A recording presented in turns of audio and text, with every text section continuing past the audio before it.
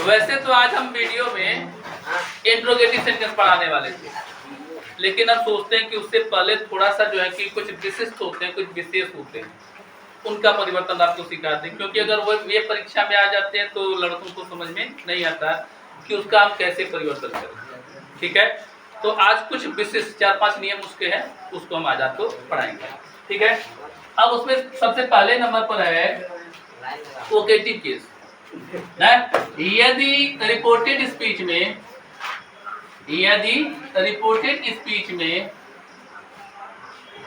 Vocative case के noun आ जाते हैं, इसके वोकेटिव केस के, यदि रिपोर्टेड स्पीच में वोकेटिव केस के नाउन आ जाते हैं, पूरा लिख नहीं रहे उसे आप समझ लीजिएगा, या लिखना चाहे तो आप लोग लिख सकते हैं ना। यदि रिपोर्टेड स्पीच में वोकेटिव केस के नाउन आ जाए, क्या आ जाए, नाउन आ जाए, तो आप उसे प्रायः रिपोर्टिंग वर्ब का ऑब्जेक्ट बना देते हैं। तो प्रायः उसे रिपोर्टिंग वर्ब का ऑब्जेक्ट बना देते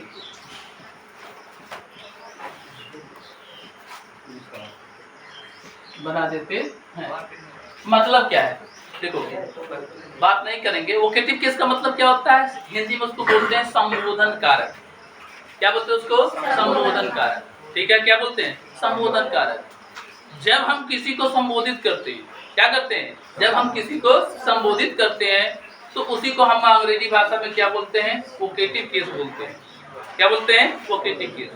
तो ऐसी स्थिति में जो वोकेटिव केस का नाउन होता है उसको कामा से अलग करके लिखा गया होता है। किससे अलग करके लिखा गया होता है, कामा से अलग करके लिखा गया होता है। ठीक है, उदाहरण के लिए जैसे Radha said comma inverted comma में Krishna comma I will give you a pen. बात नहीं करना है जी, I will give you a pen. अब इसमें वोकेटिव केस का नाउन कौन है, ये कृष्णा। ठीक है, अब ये जो कृष्णा लिखा गया है इसकी स्थिति बदल भी सकती है ना। वाक्य को आई से शुरू किया जा सकता है और यहाँ करके कामा करके क्या कर सकता है, यहाँ पर कृष्णा लिखा जा सकता है। समझ रहे हैं, ये रियल नियम है, कोई फेक नहीं है, समझ के इसको बाद में लिखा जा सकता है। या एक तीसरा तरीका भी है कि अलग से कृष्णा को इन्वर्टेड कॉमा में लिखा जा सकता है, इस तरीके से कृष्णा, इस तरीके से। फिर क्या लिखा जाएगा, सेड राधा, और फिर कामा इन्वर्टेड कॉमा शुरू करके फिर उसमें वाक्य लिख दिया जाएगा इस तरीके से ना। तो जो वोकेटिव केस का समझना क्या है कि जो वोकेटिव केस का नाउन होगा, ठीक है, वह किससे अलग होता है, कामा से अलग होकर के उसमें लिखा गया होता है। जैसे यहाँ पर क्या है, कृष्णा। इस कृष्णा को हम कहाँ लिख सकते हैं, या वोकेटिव केस के नाउन को वाक्य में कहाँ लिखा जा सकता है, बाद में भी मिल सकता है ना। ये जो वोकेटिव केस का नाउन है उसे अलग से इन्वर्टेड कामा के बीच में लिखा हुआ मिल सकता है ना। तो आपको ये समझ लेना चाहिए कि वोकेटिव केस का मतलब क्या होता है, संबोधन कारक। संबोधन कारक का मतलब क्या होता है, संबोधित करना। संबोधन कारक का मतलब क्या, संबोधित करना। जैसे राधा ने क्या कहा, क्या कहा, Krishna I will give you a pen. Krishna मैं तुमको एक कलम दूंगी। वही बात इसमें भी है, मैं तुमको एक कलम दूंगी कृष्णा। समझ गए। तीसरे वाले का मतलब क्या है, कृष्णा। अब जानकारी दी गई कि राधा ने कहा, क्या कहा, कृष्णा राधा ने कहा मैं तुमको एक कलम दूंगी। तो ये वाला वाक्य, यह वाला रिपोर्टेड स्पीच और ये वाला रिपोर्टेड स्पीच दोनों किसके द्वारा बोला गया, राधा के द्वारा बोला गया। ठीक, दिया चाहे जैसे हो। ठीक है, आपको समझना कैसे है, इस पहले वाक्य की तरह। कैसे समझना है, पहले वाक्य की तरह समझना है।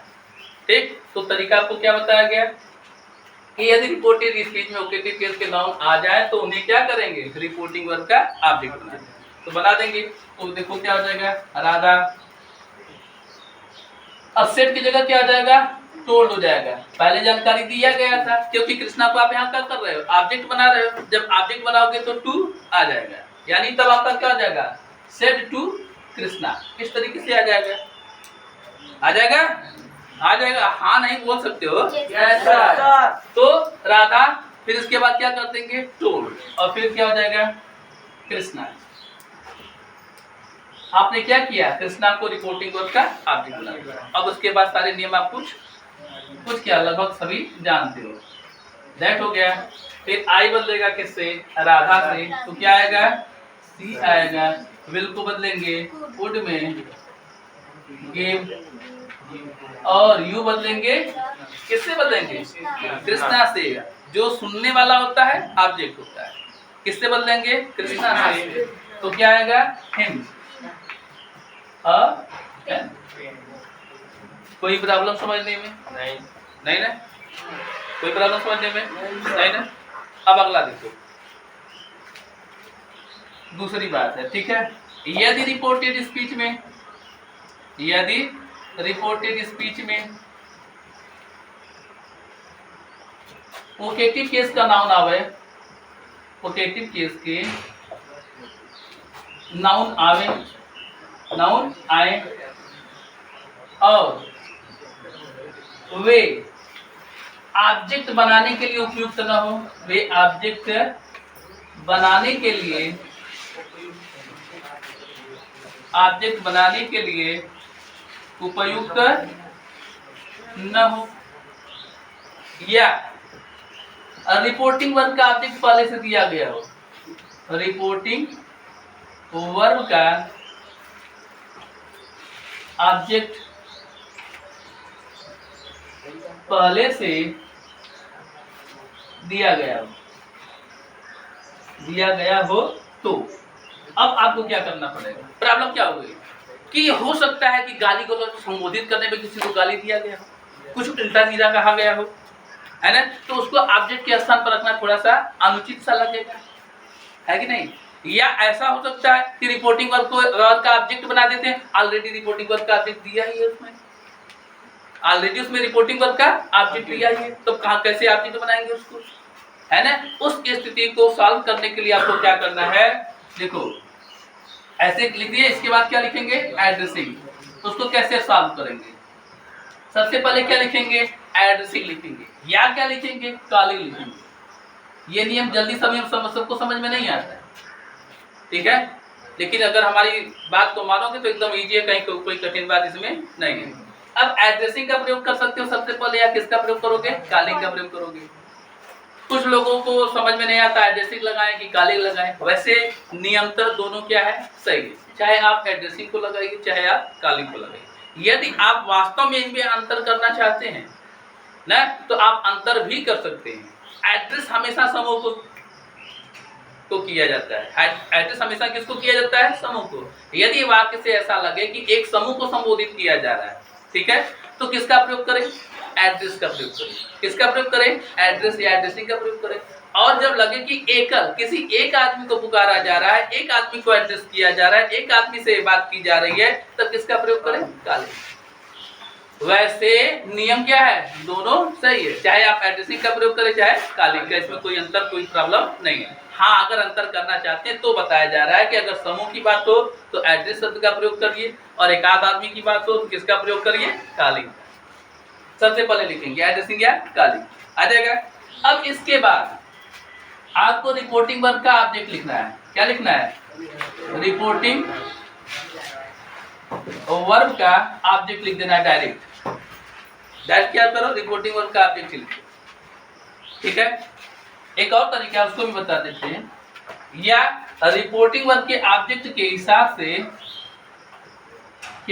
से प्रोनाउन लिख दो। प्रोनाउन का ऑब्जेक्टिव केस लिख दो। ये थोड़ा सा कठिन हो जाएगा, झंझट हो जाएगा, आप ज्यादा परेशान होने लगेंगे। ज्यादा अच्छा तरीका हम आपको बता रहे हैं, क्या, एड्रेसिंग या कॉलिंग लिखो, ठीक, उसके बाद डायरेक्ट रिपोर्टिंग वर्ब का ऑब्जेक्ट उठा करके लिखो, आसान है, ठीक है। अब इसके बाद क्या लिख दो, एज। समझ में आ रहा है कि नहीं, जैसे रिपोर्टिंग वर्ब का ऑब्जेक्ट उठा करके लिख दो, या क्या करो, रिपोर्टिंग वर्ब का जो ऑब्जेक्ट है उसके हिसाब से कोई प्रोनाउन चुन लो। अगर लड़का होगा तो हिम मान लो, लड़की है तो हर मान लो, बहुवचन है तो तुम मान लो। आ समझ में, तो उसको आप मानकर क्या लिख सकते हो, समझ गए कि नहीं। फिर उसके बाद आपको क्या लिखना है, एज, क्या लिखना है, एज। और फिर उसके बाद क्या लिखना है, संबोधन में प्रयुक्त शब्द, संबोधन में प्रयुक्त शब्द, जो शब्द है उन शब्दों को आप लिख डालिए, जो उल्टे सीधे उनको छोड़ करके, मतलब ओ है या इंटरजेक्शन टाइप का कुछ है तो उसको क्या करते हैं, छोड़ देते हैं। तो संबोधन में प्रयुक्त जो शब्द है उनको आप क्या करके लिख दीजिए, ठीक है। इसके बाद जो शेष बचता है, देखो क्या लिख रहे हैं, शेष, जो शेष बचता है उसका आप क्या करिए, नरेशन बना दीजिए एकदम शुरू से, यानी रिपोर्टिंग स्पीच से बना डालिए, ठीक है। उदाहरण के लिए जैसे एग्जांपल दें ना, इन्वर्टेड कॉमा में naughty boy, naughty boy, comma inverted comma बंद, said the mother, said the mother to her son, said the mother to her son, comma inverted comma में you have been fighting, you have been fighting again। अब यह देखो, है ना, इस तरीके से पहले बताया गया था कि लिखा जा सकता है ना। नाटी बॉय सेड द मदर, माँ ने कहा नटखट लड़के, नटखट लड़के, अब जानकारी दी रही है, दिया जा रहा है, said the mother to her son, माँ ने अपने बच्चे से कहा, अपने लड़के से कहा, you have been fighting again, तुम फिर से लड़ाई कर रहे ना।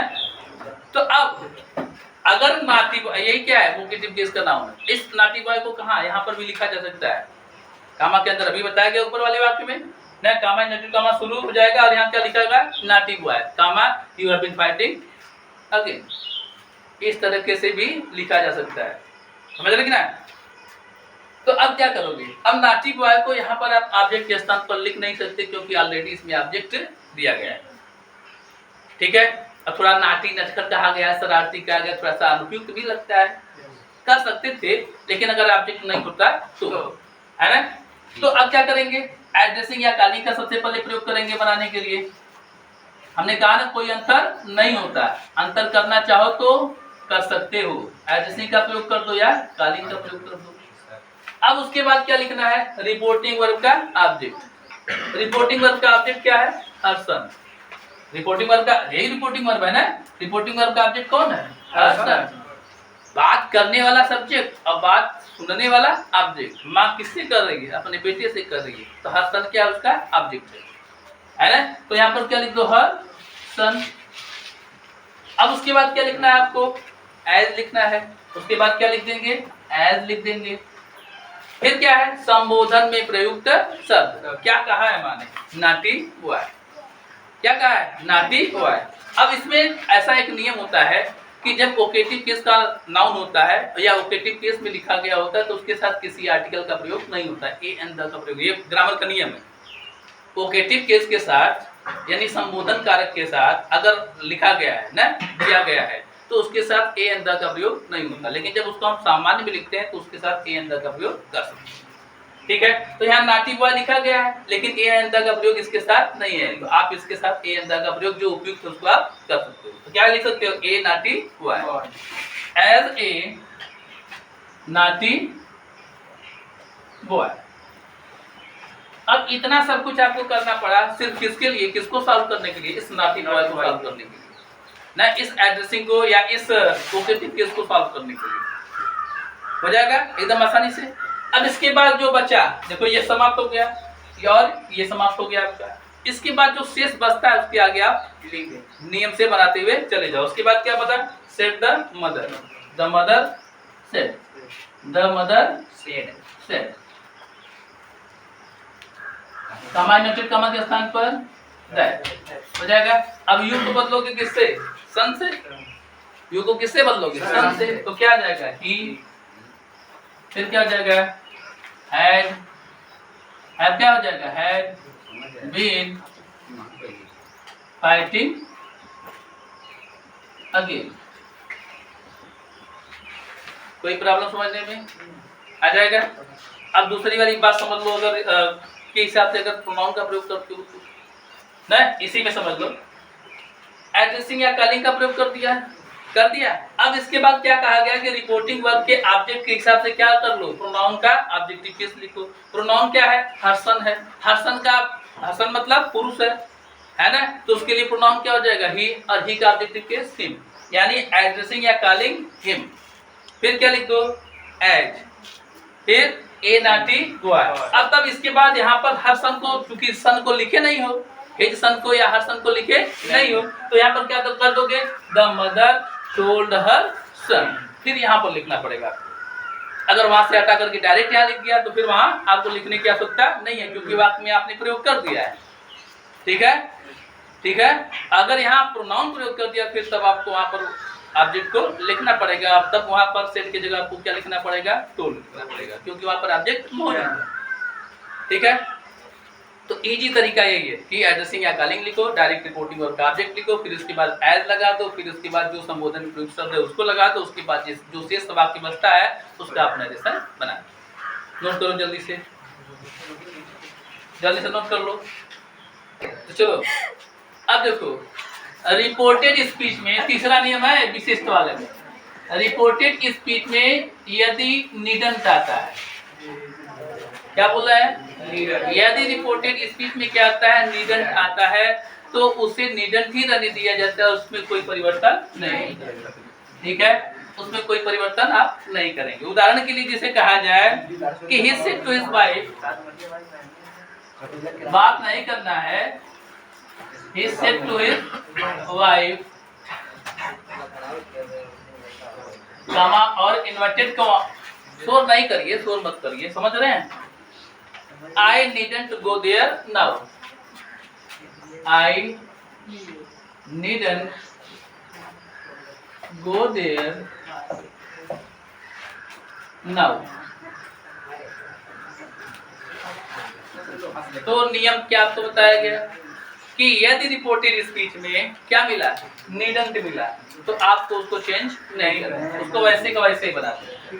जैसे क्या हो जाएगा, ही हो जाएगा, सेड टू को चेंज कर देंगे किसमें, टोल्ड में, टोल्ड हिज वाइफ, कामा इन्वर्टेड कामा के स्थान पर बात नहीं करना है जी, वीडियो गड़बड़ हो जाएगा ना, आप जानते हो सभी लोगों को आवाज आने लगेगी, हमारी आवाज साफ नहीं निकलेगी। He told his wife, comma inverted comma के स्थान पर that, आई को चेंज करेंगे he से, तो यहाँ पर क्या हो जाएगा, he। अब नीडंट को चेंज करने की आवश्यकता नहीं है, आपको रूल बताया गया, तो क्या हो जाएगा, नीडंट गो देयर, और नाउ को चेंज करते हैं किसमें, देन। इस तरीके से एक नियम आप और जानो। ठीक, चौथे नंबर पर है, यदि वाक्य में वाक्य मतलब वही रिपोर्टेड स्पीच, वाक्य मतलब रिपोर्टेड स्पीच, यदि वाक्य में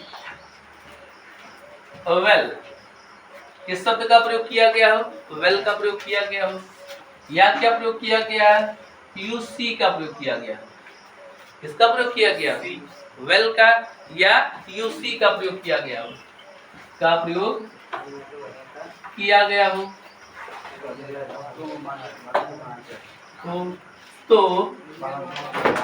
इनडायरेक्ट बनाते समय इन्हें समाप्त कर देते,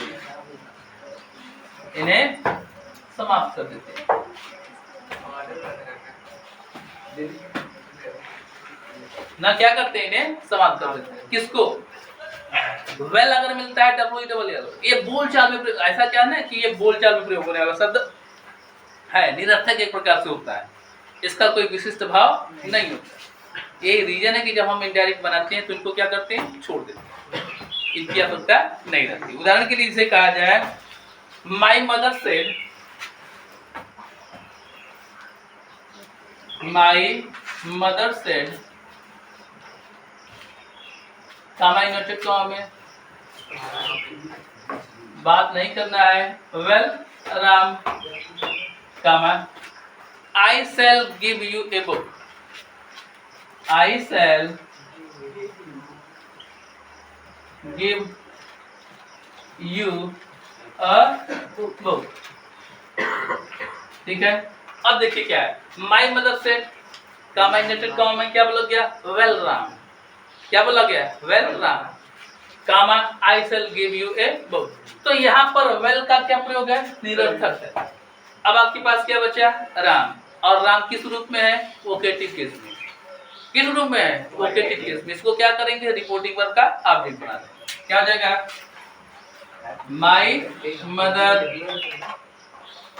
माई मदर सेट। अब सेट किसमें चेंज हो जाएगा, टोल्ड, क्योंकि राम जब आएगा ऑब्जेक्ट के रूप में आएगा तो टू आ जाएगा, जब टू आ जाएगा तो सेट टू को चेंज करना है किसमें, टोल्ड।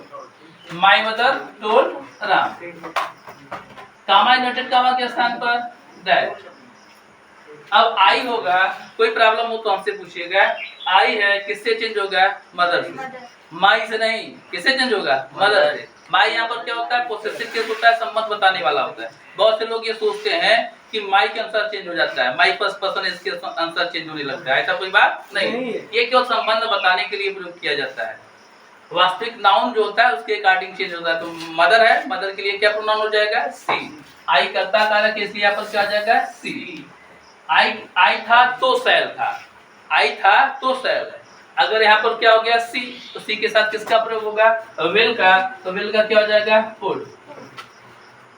गिव, अब यू को चेंज करेंगे किससे, ऑब्जेक्ट से, और ऑब्जेक्ट कौन है, राम। राम मतलब ही। अब यू कौन सा है, ऑब्जेक्ट वाला है, यानी दूसरा रूप है, तो ही का ऑब्जेक्ट वाला रूप हिम। तो कोई प्रॉब्लम समझने में, नोट कर लो इसको। अब एक और उदाहरण देख लीजिए, ठीक है। द फादर सेड,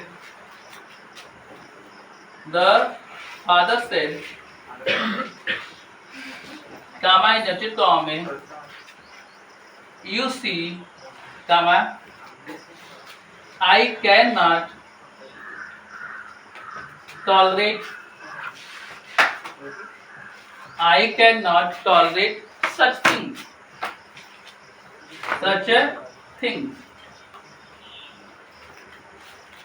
पिताजी ने कहा कि मैं इस तरीके की बातों को सहन नहीं कर सकता, टॉलरेट नहीं कर सकता। अब इसमें क्या एक्स्ट्रा लगा हुआ है, यूसी लगा हुआ है, तो यूसी को क्या करेंगे, समाप्त मान लेंगे और उसके बाद परिवर्तन कर देंगे। क्या हो जाएगा, the father said, comma inverted comma के स्थान पर दैट। आई बदलेंगे, फादर से क्या हो जाएगा, ही। कैन का क्या हो जाएगा, कुड। नॉट, बाकी सब सेम वैसा ही रहेगा, और अंत में क्या लगा देंगे, कोई प्रॉब्लम, यहाँ तक नोट करिए जल्दी से। मैंने जानबूझ करके पहले लिख दिया ताकि समय हम लोगों का थोड़ा बचे और वीडियो थोड़ा सा छोटा बने, लंबा वीडियो न बने। तो पांचवें नियम, विशिष्ट नियम में क्या है, देखिए न, यदि शर्त सूचक वाक्यों से अवास्तविक स्थिति, आप जब ट्रांसलेशन बोलेंगे नहीं, जब आप ट्रांसलेशन पढ़ते हैं ना, तो ट्रांसलेशन में जब आप जाएंगे तो एक चैप्टर मिलेगा, उसको बोला जाता है कंडीशनल सेंटेंस। क्या बोला जाता है, कंडीशनल सेंटेंस, जिसको हिंदी में बोला जाता है शर्त सूचक वाक्य। तो यदि कोई शर्त सूचक वाक्य है, ठीक है, और उससे किसी ऐसी अवास्तविक स्थिति, अवास्तविक मतलब जो वास्तव में जैसी हो न सके, अवास्तविक मतलब क्या, जैसा वास्तव में हो न सके, ऐसी अवास्तविक स्थिति का बोध होता हो, जिसे हम क्या कर सकते हैं, कोरी कल्पना, जिसे हम कल्पना में सोच सकते हैं, कल्पना जिसकी हम कर सकते हैं, वास्तव में कल्पना ही कर सकते हैं, वास्तव में वह हो नहीं सकता। तो इसकी इस भावना को शर्त सूचक वाक्यों से प्रकट किया जाता है। तो यदि ऐसा कोई वाक्य शर्त सूचक वाक्य रिपोर्टेड स्पीच में लिखा गया है और उसमें कोरी कल्पना का भाव है, किसका भाव है, कोरी कल्पना का भाव है, तो आप बिल्कुल एकदम आश्वस्त रहिए कि एक चीज का आपको परिवर्तन नहीं करना है, और वह क्या है, टेंस परिवर्तन। क्या आपको नहीं करना है, टेंस परिवर्तन आपको नहीं करना है। उदाहरण के लिए देखिए, सरला सेड, सरला ने कहा, सरला ने कहा, अर्थ समझना पड़ता है। If my college were near the house, यदि मेरा कॉलेज मेरे घर के पास होता, है नहीं, है नहीं, यदि मेरा कॉलेज मेरे घर के पास होता, ना कल्पना कर रही है, मेरे घर के पास होता, I would always be in time, तो मैं सदैव समय से होती, अर्थात मैं समय से विद्यालय पहुंच जाती, कभी हमको लेट नहीं होता। लेकिन कब? जब मेरा कॉलेज मेरे घर के पास होता। तो ये अवास्तविक स्थिति है, वास्तव में ऐसा हो ही नहीं सकता। उसका घर जहाँ है जहाँ वहीं पे रहेगा और उसका स्कूल जहाँ है वहीं पे रहेगा। ये तो केवल कल्पना ही किया जा सकता है कि ऐसा होता तो ऐसा होता, यदि तुम मेरे पास आते तो मैं तुमको इनाम देता। ये तो केवल कल्पना वाली बात हो जाती है, बात समझ रहे नहीं? तो जब ऐसे कल्पना सूचक वाक्य इन्वर्टेड कॉमा के अंदर लिखे जाते हैं और प्राय शर्त सूचक वाक्य ज्यादातर वह किससे प्रारंभ होता है? इफ है। और इफ वाले में जो शर्त सूचक वाक्य होता है, एक चीज और पाएंगे। पहली बात ये कि सब्जेक्ट चाहे जो होता है, सब्जेक्ट चाहे जो होता है, चाहे ही हो, चाहे दे हो, चाहे आई हो, कुछ भी हो, सभी के साथ वर शब्द का प्रयोग होता है। ये पहचान है। किसका प्रयोग होता है? वर का। और दूसरी क्लास में किसका प्रयोग होता है? वुड का। यह निश्चित रूप से मिलेगा आपको एक प्रकार के ससूचक वाक्य में, कल्पना वाले वाक्य में। यहाँ पर देखिए क्या है, माई कॉलेज। कॉलेज क्या है? एक वचन है। कुछ लोगों को कॉलेज की स्पेलिंग में भ्रम हो जाता है। कॉलेज की स्पेलिंग बिल्कुल सीधा सीधा है, लास्ट में क्या होता है? EGE होता है, ठीक है। विलेज में क्या होता है? AGE होता है। याद रखेंगे, विलेज में क्या होता है? लास्ट में AGE, लेकिन कॉलेज में क्या होता है? EGE होता है। उसको याद रखिएगा, अक्सर गलती लोग कर जाते हैं कॉलेज की स्पेलिंग लिखने में, है ना। तो यहाँ पर देखिए माई कॉलेज है। माई कॉलेज क्या है? सिंगुलर है, एक वचन है। फिर भी यहाँ पर किसका प्रयोग किया गया? वर का, जिससे आपको तुरंत अंग्रेजी के वाक्य अगर इस तरीके से लिखे हुए मिले तो तुरंत आप समझ जाओ कि यह क्या है? कल्पना सूचक वाक्य। क्या है? कल्पना सूचक वाक्य, सत्सूचक वाक्य। तो उसको आप बनाएंगे, तो बनाते चलिए। सल्ला क्या हो गया? सेट, कामा इन्वर्टेड कामा के स्थान पर दैट। अब माई बदलेगा सल्ला से, तो यहाँ पर क्या आ जाएगा? इफ का इफ लिख दिए ना। अब माई बदलेगा किससे? सल्ला से। सल्ला के लिए क्या हो जाएगा? सी। माई कौन सा है? तीसरा है, पोसेसिव एडजेक्टिव है, तो सी का पोसेसिव एडजेक्टिव हर। तो यहाँ पर देखो हर लिखा गया, फिर कॉलेज वर। अब यहीं पर टेंस परिवर्तन करना था। अगर टेंस के हिसाब से चेंज करते तो वेयर वर किसमें चेंज होता? हैड बीन में चेंज होता, लेकिन यहाँ चेंज करने की आवश्यकता नहीं। वर नियर द हाउस कामा। अब आई बदलेंगे सब्जेक्ट से। सब्जेक्ट क्या है? सल्ला। सल्ला के लिए क्या हो जाएगा? सी। यहाँ पर ये कर्ता कारक इसलिए सी। और यहाँ पर क्या? वुड। वुड का आप जानते हैं कोई परिवर्तन नहीं होता, ऑलवेज बी इन टाइम। इस तरीके से आपने देखा कि यदि रिपोर्टेड स्पीच में कोई कल्पना सूचक वाक्य है तो टेंस का परिवर्तन नहीं किया गया, यद्यपि प्रोनाउन का परिवर्तन किया गया, ठीक। अब दूसरी देखो ना, यदि रिपोर्टेड स्पीच में थैंक यू शब्द का प्रयोग किया जाए। अक्सर लोग थैंक यू बोल देते हैं किसी बात को लेकर के, तो ये भी क्या है? रिपोर्टेड स्पीच में आ सकता है ना। तो आ जाए तो उसको क्या करो? रिपोर्टिंग वर्ब को क्या करो? थैंक में बदल दो। जैसे सेट को हम क्या करते हैं? टोल्ड बदलते हैं या अन्य कुछ में बदलते हैं, तो आप डायरेक्ट रिपोर्टिंग वर्ब को यानी सेट को किस में चेंज कर दो? थैंक में। इस तरीके से जैसे नीचे उदाहरण दिया गया, the servant said to the master comma inverted comma thank you comma sir for your help. लिखा हुआ है। अब देखो यहाँ पर क्या लगा हुआ है? सर। संभवतः बताए हैं कि कैसे चेंज करना होता है, नहीं बताया है तो यहाँ पर आप सुन सकते हैं एक बार, ठीक। इंपरेटिव सेंटेंस को छोड़ करके, ध्यान से सुनिएगा, इंपरेटिव सेंटेंस को छोड़ करके, अभी आप क्या पढ़ रहे हो? असर्टिव पढ़ रहे हो, ठीक है। इंपरेटिव सेंटेंस को छोड़ करके बाकी लगभग किसी भी वाक्य में, ठीक है, यदि सर का प्रयोग मिले, प्लीज का प्रयोग मिले, काइंडली का प्रयोग मिले या किसी भी सम्मान सूचक शब्द का प्रयोग मिले, ठीक है, तो इनडायरेक्ट बनाते समय उसको क्या करोगे? बिल्कुल समाप्त करोगे। क्या करोगे? बिल्कुल समाप्त कर दोगे। और उसके बदले में रिपोर्टिंग स्पीच में, किसमें? रिपोर्टिंग स्पीच, जहां कामा इन्वर्टेड कामा लगाता ना, उसके ठीक पहले, ठीक है, क्या लिखेंगे? रिस्पेक्टफुली लिखेंगे। क्या लिखेंगे? रिस्पेक्टफुली। लेकिन एक प्रकार का वाक्य छोड़ करके, किस प्रकार का? इंपरेटिव सेंटेंस का ना। इंपरेटिव सेंटेंस में मिलता है तो उसमें रिपोर्टिंग वर्ब रिक्वेस्टेड में चेंज हो जाता है। इसलिए कहा जा रहा है कि इंपरेटिव सेंटेंस को छोड़ करके बाकी कहीं और भी सम्मान सूचक शब्द मिलता है तो उसको आप क्या कीजिए? समाप्त कीजिए। और रिपोर्टिंग स्पीच में यानी जहां कामा इन्वर्टेड कामा लगा था उसके ठीक पहले ना, जगह याद रखिए, कामा और इन्वर्टेड कामा के ठीक पहले क्या लगा दीजिए, रिस्पेक्टफुली लगा दीजिए, कोई समस्या नहीं। उदाहरण देखो यहाँ पर द सर्वेंट। अब सेट टू को किसमें चेंज करने के लिए कहा गया, थैंक में। क्यों, क्योंकि आगे क्या लगा हुआ है, थैंक यू लगा हुआ है। तो सेट टू को किसमें चेंज कर दिया, थैंक्ड में। क्यों, सेट को थैंक में नहीं, क्यों थैंक्ड में बदला गया, क्योंकि यहाँ क्या है, पास्ट है, तो थैंक्ड हो गया। तो उसके बाद मास्टर हो गया, thank the master. The servant thank the master. अब जो थैंक यू शब्द है उसको क्या करेंगे, समाप्त कर देंगे, क्योंकि थैंक का भाव यहाँ थैंक में कर दिया, और यू किसके लिए लगा है, मास्टर के लिए। तो मास्टर आप ऑलरेडी यहाँ पर लिखा हुआ है, उसको लिखने की आवश्यकता नहीं। अब आगे बढ़े तो यहाँ पर क्या लिखा हुआ है, सर लिखा हुआ है। क्या लिखा हुआ है, सर लिखा हुआ है। ठीक है, तो सर के लिए आपने क्या लगा दिया, रिस्पेक्टफुली लगा दिया। और जो बचा फार और योर बदलेगा किससे, ऑब्जेक्ट से। ऑब्जेक्ट क्या है, मास्टर। मास्टर के लिए ही, योर क्या है, पोसेसिव एडजेक्टिव, तो यहाँ पर क्या लगा दिया, हिज, और लास्ट में हेल्प। इस तरीके से आपका नरेशन हो गया।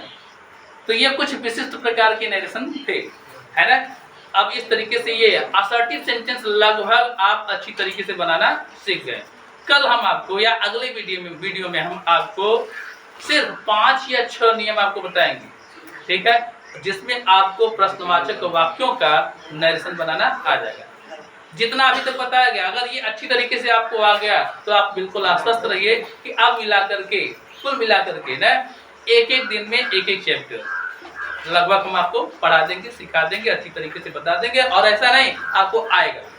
ठीक है, कोई प्रॉब्लम, नोट करो इसको।